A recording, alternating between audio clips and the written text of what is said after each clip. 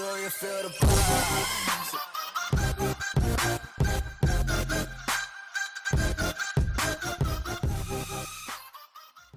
नमस्कार दोस्तों, मैं चिन्मय डांगरे आपका स्वागत करता हूं आज के एपिसोड में जिसमें मैं बताने वाला हूं कि मोटरसाइकिल की चेन सेटिंग कैसे की जाती है, स्पेशली बुलेट में। रॉयल एनफील्ड के कुछ प्रोडक्ट्स में अभी जो नया जनरेशन है उसमें सेटिंग्स जो है वो अलग है, लेकिन जो पुराना बुलेट है या तो यूसी इंजन्स है या AVL-CI जो हम बोलते हैं, वो सभी बाइक्स में जिसमें ये इंजन फिटिंग किया गया है, वो सभी बाइक्स में चेन सेटिंग जो है वो ऑलमोस्ट सेम है, इनफैक्ट सेम है। हिमालयन या आप देख सकते हैं नया थंडरबर्ड या GT कॉन्टिनेंटल, इनका चेन सेटिंग बहुत ही अलग तरीका है। सो ये सेटिंग जो है ये सिर्फ और सिर्फ उन्हीं गाड़ियों के लिए है जिनमें ये नॉच टाइप का जो प्लेट फिटिंग किया हो गया है, उसके लिए ही मतलब दिखाने वाला हूँ मैं। तो ये जो सेटिंग है पर्टिकुलरली उसको अप्लाई करना, बाकी किसी को मत करना, प्रॉपर टूल्स यूज़ करना है और ये भी देखना है कि उसका जो स्लैकनेस है तो वो कैसा रहना चाहिए और कैसे नहीं रहना चाहिए, और कहाँ पे या कौन से एक्सिस पे उसको सेटिंग भी करना है। इसको हम नॉच प्लेट कहते हैं या मैंगो प्लेट बोल सकते हैं आप। काफ़ी लोग अपने अपनी लैंग्वेज में ये प्लेट को अपना टर्मिनोलॉजी दे देते हैं, तो अभी मुझे पता नहीं आप क्या बोलते हैं इसमें हिंदी में। तो हमारे यहाँ पे तो हम लोग एडजस्टर बोल देते हैं या व्हील अलाइनमेंट के लिए ये यूज़ होता है। देखिए, कुछ ब्रांड्स जो है ये प्लेट को व्हील अलाइनर बोल देते हैं, कुछ कंपनीज या कुछ लोग इसको चेन अलाइनर बोल देते हैं। देखिए, दोनों चीज़ें जो है वो एक चीज़ को ही अलाइन करता है, यानी कि व्हील को और चेन को। अगर आप चेन को सेटिंग करने जाएंगे तो व्हील ऐसे भी ऑटोमेटिकली अलाइन होना है, लेकिन याद रखिए व्हील अलाइनमेंट यानी कि स्ट्रेटनिंग हो गया, लेकिन उसमें चेन सेटिंग टाइट भी हो सकता है, लूज भी हो सकता है। सो आपको देखते समय ये देखना, नज़रअंदाज नहीं करना है, यानी कि दोनों चीज़ें ठीक से बैठ रही है, दोनों चीज़ें स्लैकनेस के हिसाब से वगैरह चीज़ बनाई हुई है या नहीं है। तो देखिए दोस्तों कि आज जो मैं आपको दिखाने जा रहा हूँ वो मेरे काफ़ी हिंदी जो भाई हैं उन लोगों के लिए मैं ये स्पेशल वीडियो बना रहा हूँ, क्योंकि काफ़ी लैंग्वेजेस का इशू हो रहा है। तो हम ये चीज़ को ज़्यादातर देखें कि रिपेयर कैसे करना है, ताकि हर एक व्यक्ति को इसके बारे में या हर एक व्यक्ति को उसका लाभ मिले। आगे बढ़ते समय हम नेक्स्ट स्टेप देखेंगे कि एग्जैक्टली इसका चेन सेटिंग कैसे करना है। बुलेट में या रॉयल एनफील्ड में जो पीछे का व्हील जो है या सॉरी जो स्प्रॉकेट है वो कास्ट आयरन का है, और जनरली सभी बाइक्स में शीट मेटल का रहता है। इसमें कास्ट आयरन में ज़्यादातर टीथ जो है वो टूटते भी है, और इसका जो वेयर एंड टेयर है ये थोड़ा सा फास्ट है बाकी के चेन स्प्रॉकेट से, क्योंकि इसमें कास्ट आयरन होने की वजह से इसके टिथ भी टूटते हैं और वेयर एंड टेयर, जैसे मैंने पहले भी बोला कि वेयर एंड टेयर बहुत ज़्यादा होता है। तो इसमें जो है वो एक्सिस एक जनरेट होता है एक्स और वाई, और अगर आपने कभी ज्योमेट्री में देखा रहेगा तो एक्स और वाई एक्सिस अगर सेम रहेगा तो सर्कल हो जाता है, अगर एक्स छोटा और वाई बड़ा या एक्स बड़ा या वाई छोटा हो जाता है तो एक शेप जैसे एक रेखा चित्र बन जाता है, यानी कि जो सर्कल है वो सर्कल नहीं रहता है। अभी अगर स्प्रॉकेट जो है वो सर्कल अगर नहीं रहेगा तो हमेशा एक्सिस या चेन टाइट या लूज होने के चांसेस बहुत ज़्यादा है। इसको हम एंटी रोल पिन बोलते हैं, ताकि ब्रेक प्लेट जो है वो घूमे नहीं। अगर घूम गई तो ब्रेक के साथ अगर घूम गई तो आपका ब्रेक फेलियर हो जाएगा। ब्रेक जो है वो आपको पहले लूज करना है ये चीज़ में चेन सेटिंग करते समय, उसके बाद 24 का नट और 30 का नट आपको लूज करना है। एक्स और वाई एक्सिस का जो डिस्क्रिप्शन है एग्जैक्टली कैसे, अगर एक्स एक्सिस बड़ा रहेगा तो वहाँ पे चेन जो है वो ज़्यादा टाइट हो जाती है, वाई एक्सिस अगर रहेगा जो छोटा रहेगा तो उसमें चेन सेटिंग लूज हो जाती है। तो लेकिन हम गाड़ी में चेन सेटिंग करते समय हम एक्स एक्सिस को यानी कि बड़े एक्सिस को हम लोग कंसिडर करने वाले हैं। तो उसके लिए पहले तो हमें एंटी रोल पिन जो है उसका जो नट है 19 या किसी गाड़ियों में 18 का आता है तो उसको लूज करना है, उसके बाद हमें 24 और 30, उसके बाद ही उसका सेटिंग हम कर सकते हैं। चेन सेटिंग करते समय ध्यान रखना, जहाँ पे हाफ एक्सल नट है यानी कि राइट हैंड साइड, और जहाँ पे एक्सल नट भी आया हुआ है यानी कि राइट हैंड साइड में ही है, तो जो भी सेटिंग पहले करना है वो राइट हैंड साइड में करना है और उसके बाद ही लेफ्ट हैंड साइड में उसको अप्लाई करना है। उसके बाद हमने चेन को चेक करना है। अगर आप पहले ही सिर्फ राइट हैंड साइड में नट एडजस्ट करके या एडजस्टर एडजस्ट करके अगर आप चेन सेटिंग चेक करेंगे तो गलत हो जाएगा। तो आइए दोस्तों हम शुरू करते हैं। पहले तो हम ब्रेक लूज करेंगे। 13 का रिंग रैचेट में यूज़ करना हो तो आप बॉक्स सॉकेट जो है वो भी स्पैनर यूज़ कर सकते हैं। साइलेंसर मैंने पर्पसली निकाला ताकि आपको सब कुछ दिखाई दे। ब्रेक लूज करने के बाद इसका जो एंटी रोल जो नट है उसको हम लूज़ करेंगे। उसके लिए मैं रिंग यूज़ करने वाला हूँ। अभी न्यूमेटिक के टूल्स के कोई भी मैंने यूज़ नहीं करना है, क्योंकि डेमो दिखाते समय कभी कभार ऐसे हो जाता है कि हम डेमो तो दिखा देते हैं और आपके पास न्यूमेटिक नहीं रहता है, तो आपके सामने एक प्रश्न खड़ा हो जाता है कि मैं कैसे निकाल। तो ज़्यादातर मैं स्टैंडर्ड टूल यूज़ करके आपको दिखाऊंगा। ये 19 का नट है, मैंने इसको ढीला किया है। नट्स, कोई भी नट्स को आपको चेन सेटिंग के दौरान निकालना नहीं है। दोस्तों याद रखना, पहले जो है ब्रेक ढीला करना है, उसके बाद 19 या तो एंटी रोल पिन को जो है वो लूज़ करना है, उसके बाद हमें 24 का नट जो है वो लूज़ करना है। उसके लिए मैं सॉकेट और रैचेट यूज़ करूँगा। सॉकेट से मैं 24 नंबर का जो नट है ये उसको मैं ढीला करूँगा,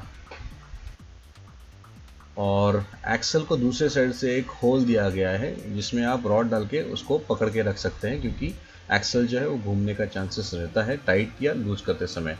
तो अभी मैं लूज कर रहा हूँ और मैंने उधर वो साइड से, लेफ्ट हैंड साइड से एक्सल को पकड़ के रखा हुआ है। जैसे कि मैंने बोला कि आपको नट निकालने का ज़रूरत नहीं है, सिर्फ ढीला करना है।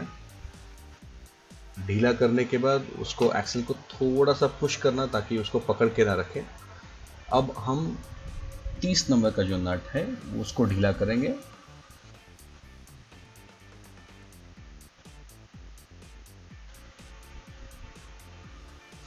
दोनों चीज़ें ढीली होने के बाद हम बड़े स्क्रू ड्राइवर से पहले जो एडजस्टर है उसके नॉच आप कैलकुलेट करना है, उसको हम चेंज करेंगे। लेकिन उसके पहले अभी ये देखना है कि चेन लूज और टाइट कहाँ पे है। कभी भी चेन सेटिंग करते समय चेन का जो स्लैकनेस है वो नीचे से चेक करना है, ऊपर से नहीं करना है। एक्सिस जो है या तो रेडियस जो है, जिस रेडियस से स्विंग आर्म घूमता है वो अलग है, और स्प्रॉकेट का जो रेडियस है वो अलग रहता है, जिसकी वजह से चेन टाइट हो जाती है। अभी मुझे जो लूज़ दिख रहा है उसके हिसाब से मैं टाइट तो ज़रूर करूँगा, लेकिन मैं चेक करूँगा कि हर एक व्हील घुमा के हर एक पॉइंट पे ये चेक करूँगा कि टाइट कहाँ है और लूज़ कहाँ है। अब मैं टायर के ऊपर एक जगह में मार्किंग कर लेता हूँ, यानी कि 4 मार्किंग करना है। जैसे कि घड़ी के हिसाब से 12, 3, 6 और 9 अंदाज से करना है। फिर उसको घुमा के देखना है हर एक। अभी मैंने सब समझो, मैंने अभी 9 से स्टार्ट किया है, उसको मैं एक मार्क करके रखूँगा। तो ऐसे आपको कैलकुलेट करना है। मैं सिर्फ आपको एक एग्जांपल दे रहा हूँ। हर एक क्वाड्रेंट को आपने मार्किंग करके रखना है और वो पॉइंट्स पे आपको चेक करना है।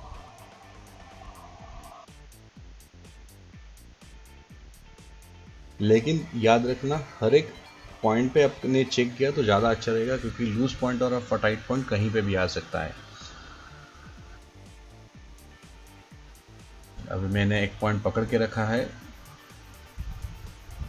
अब मैं इसको घुमाऊंगा। यहाँ पे जो चेन स्लैक है, स्लैकनेस जो है वो सिर्फ ध्यान में रखना है, एक अंदाज लेना है। उसके बाद उसको सेकंड क्वाड्रेंट पे लेना है, उधर चेक करना है। फिर थर्ड क्वाड्रेंट पे लेना है, वहाँ पे भी चेन स्लैकनेस, और फोर्थ पे लेके चेन स्लैकनेस चेक करना है।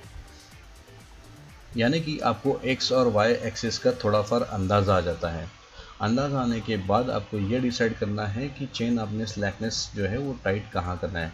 जैसे कि मैंने पहले भी बोला है कि चेन स्लैकनेस टाइट करते समय जो बड़ा एक्सिस रहेगा उसके पॉइंट पे आपको चेन जो है वो टाइट करनी है। लूज यानी कि छोटे एक्सिस पे अगर आप करेंगे तो उसकी वजह से चेन और भी टाइट हो जाएगी बड़े एक्सिस के टाइम पे।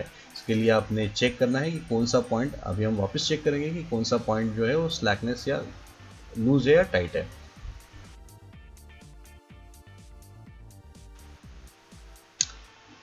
फिर स्लोली स्टेप बाय स्टेप उसको फाइंड आउट करके फिर हमने नट उस दोनों जो तीनों नट्स हमने जो ढीले किए थे वो टाइट करना है। लेकिन पहले हम स्लैकनेस देखेंगे।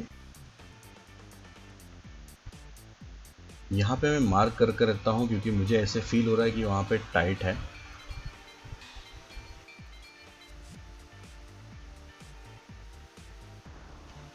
लेकिन टाइट और लूज जो है यानी कि टाइट एक्सिस जो है वो हमेशा 12 o'clock और 6 यानी कि 6 o'clock के ऊपर ही आएगा। मैंने ऑलरेडी जो मार्क किया था वो पहले 12 o'clock पे ही था, इसलिए मैंने मेरे हिसाब से मैंने ऊपर लेके फिर मार्किंग किया। मुझे मार्किंग करना था वहाँ पे।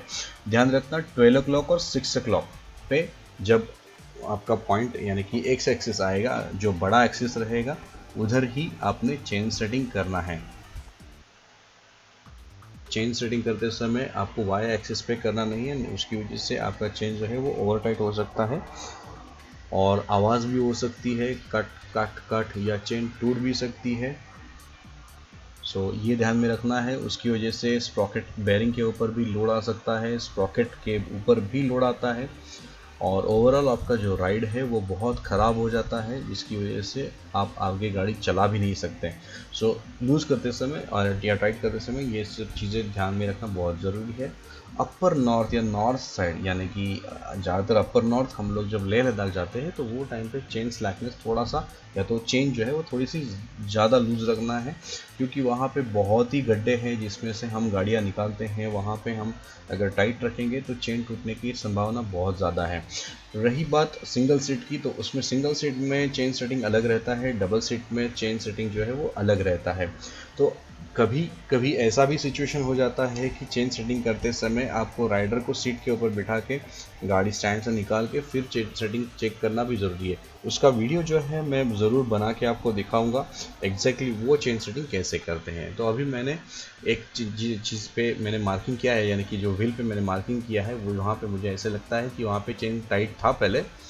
तो हम अभी ये फाइंड आउट करेंगे कि एक्सेस कौन सा कहाँ पे है, उसके हिसाब से हम चेन स्लैकनेस जो है वो क्लियर करेंगे। उसके लिए हम जो बड़ा स्क्रू ड्राइवर यूज़ करना है, जिससे 30 नंबर का जो नट है उसको पकड़ के रखना है और रेस्ट करना है शॉक ऑब्जर्वर पे और उसको पीछे आगे ढकेलना है, यानी कि स्क्रू ड्राइवर को ऊपर टुवर्ड्स 12 o'clock उसको ढकेलना है, जिससे वो मैंगो प्लेट लूज़ हो जाती है और फिर उसका जो नॉच है वो आपको बढ़ाना है या कम करना है।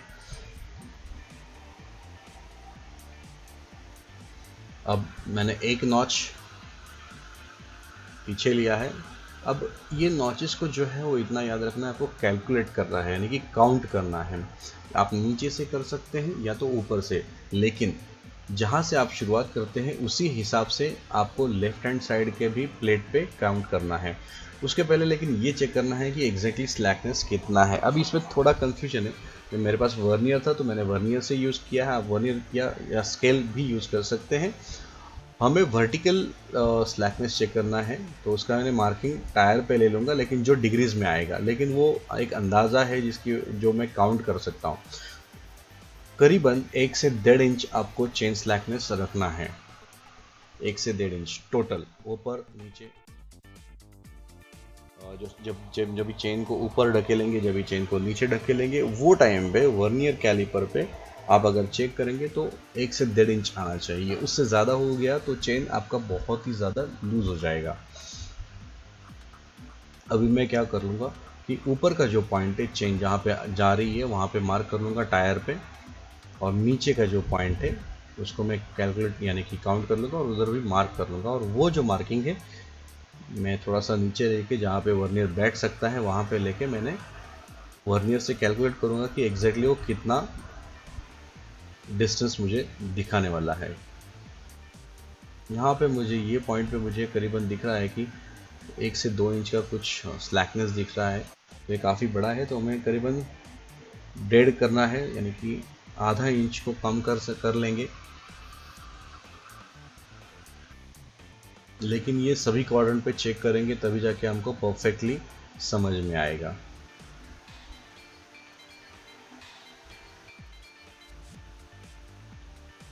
कैलकुलेट करना है यहाँ पे, अगर कुछ आपने काउंट करना है टोटल नॉचेस कितने हैं।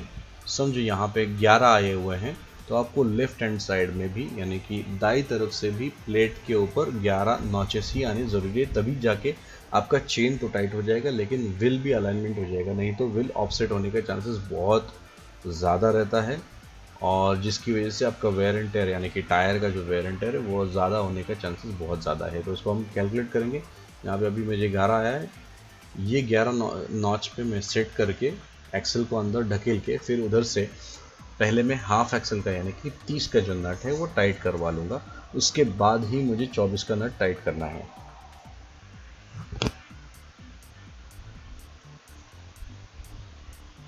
दोस्तों टाइट करते समय मैंने पहले ही बोला है कि हाफ एक्सल के नट को पहले टाइट करना है, 24 के नहीं, मेन एक्सल के नहीं, हाफ एक्सल के।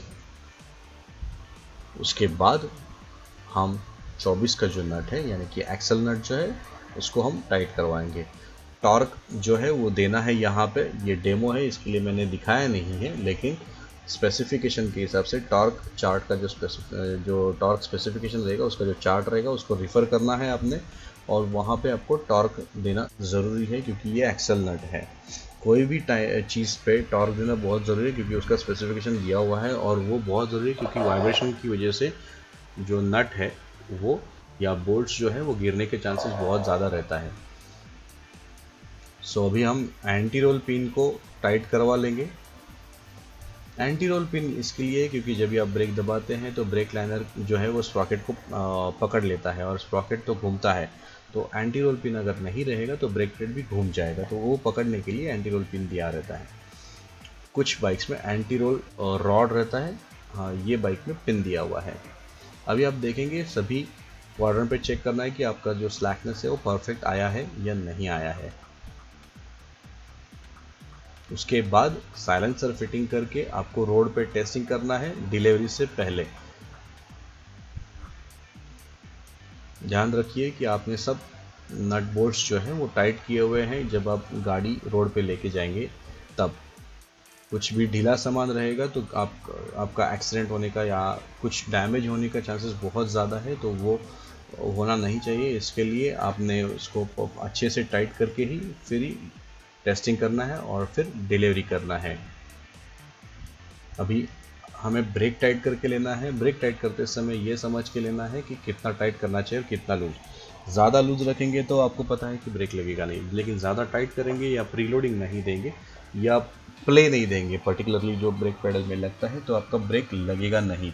सो उसको मिड रेंज में है चेक करना है। तो हमेशा आप जब ब्रेक टाइट करते हैं तो आपको ब्रेक लीवर जो है वो हाथ से दबा के देखना है, लेकिन जितना पैर में आपके जो सेंसेशंस रहते हैं, क्योंकि हम ये फुट ब्रेक है, रियर ब्रेक जो है फुट ब्रेक है, जो हमारे पैर को अंदाज़ा रहता है वो हाथ को नहीं रहता है। सो आपने ये भी चेक करना है जब आप गाड़ी टेस्टिंग करने के लिए रोड पे लेके आएंगे तो ये भी चेक करना है कि आपने जो ब्रेक टाइट की हुई है वो अच्छी है या ख़राब है। दोस्तों वीडियो को लाइक करें, शेयर करें और कनेक्ट करके रखिए ताकि आपको काफ़ी वीडियोस मिले। Thank you very much.